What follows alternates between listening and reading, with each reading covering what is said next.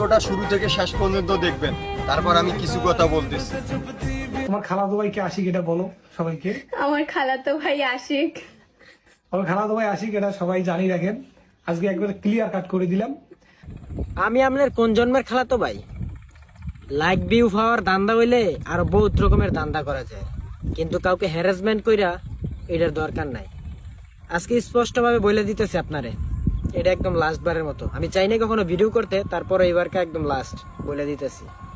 সবাইকে একটা ভিডিওর মাধ্যমে বলে দিবেন সত্যিটা, যে আমি আপনার কিছু হই না, বা এই আমাদের আপনার সম্পর্ক সবকিছু ডিটেলস বলে দিবেন। এইটা আপনার কাছ থেকে আশাবাদ।